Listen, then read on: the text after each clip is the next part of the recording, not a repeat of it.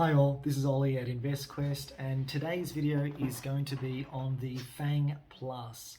That is the big tech giants Facebook, Amazon, Apple, Netflix, Google, Tesla, and the Chinese giants Baidu, Alibaba, and Twitter.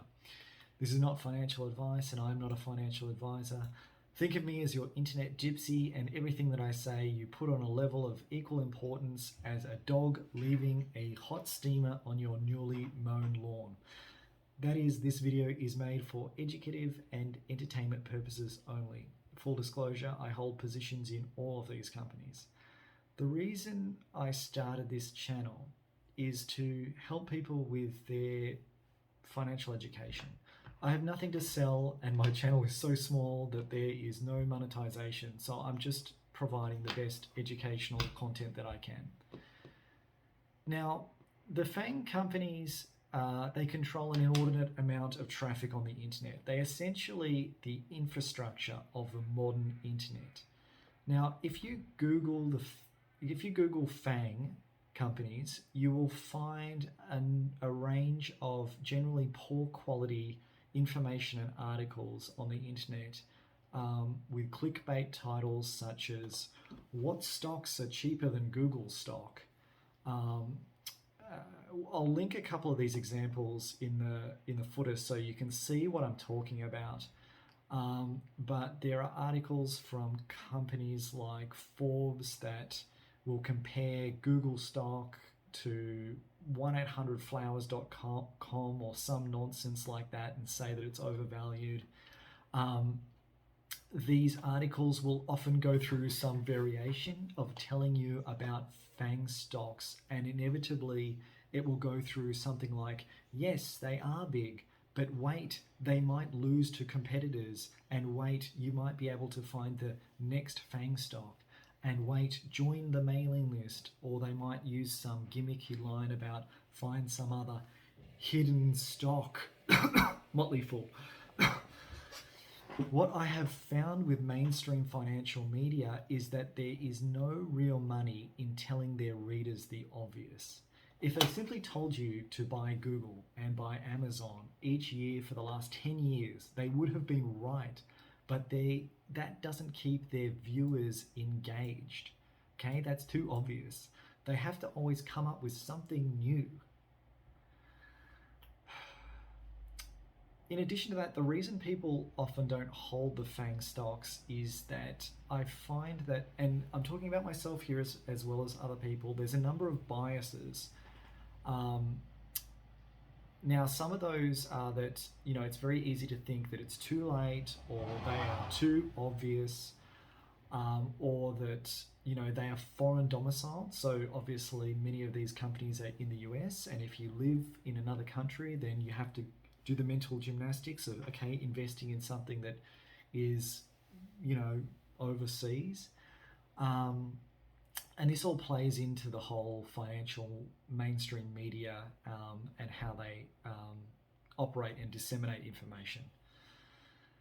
There are also, looking at YouTube, there are always these financial channels like Everything Money, and I'll do a review on them. I find that the main guy presenting there, he's like a shoutcaster, okay? It's not that they don't have some quality content, but if you look at their review on Google stock, they're trying to tell you that Google stock is overvalued according to some metrics, and that you need to pay for their software analyzer so you can find out the best stock to buy.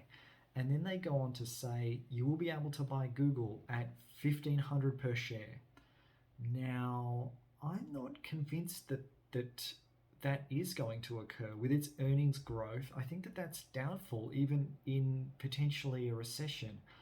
I'm not saying it won't have dips, and of course it got low during the COVID, the COVID pandemic, but you have to account also for the strength of its earnings growth, which catapulted them during the last 2 years.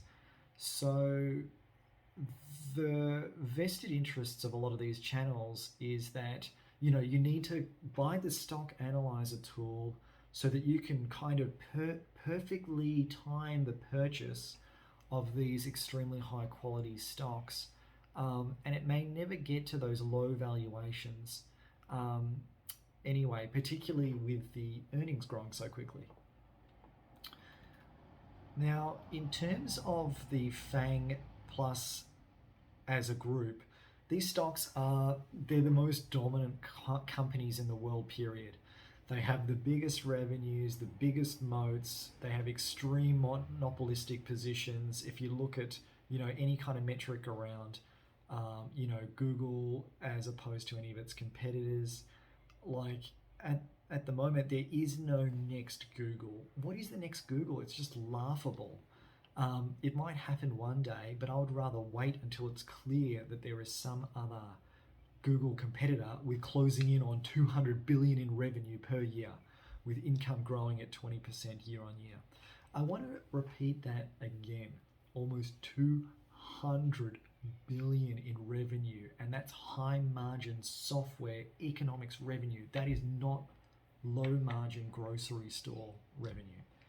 If you want to know why a company like Google can accomplish this while being in this monopolistic position and not drawing a lot of media attention to how it's essentially running our lives, I suggest you watch this video from Peter Thiel entitled "How Competition is for Losers," in particular where he talks about how companies with complete monopolies pretend that they don't have monopolies. And I think that that's a very interesting watch. So I'll link that in the below.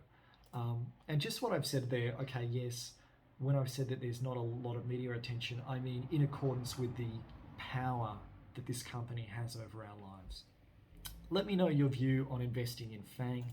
Is it a good idea? Is it not? Do you have positions in these companies?